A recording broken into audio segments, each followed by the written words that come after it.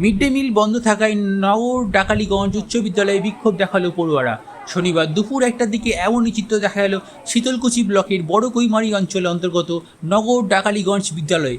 জানা গেছে, নির্বাচন পরবর্তী হিংসা রুখতে শীতলকুচি ব্লকের ওই বিদ্যালয়ে এক কোম্পানি কেন্দ্রীয় বাহিনী রয়েছে।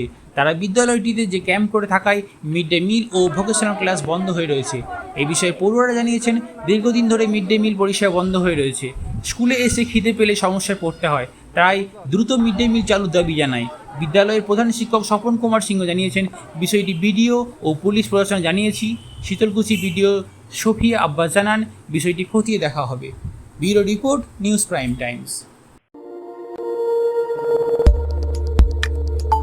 আমাদের সাথে থাকুন এবং দেখতে থাকুন নিউজ প্রাইম টাইমস, আপনাদের সাথে আপনাদের পাশে।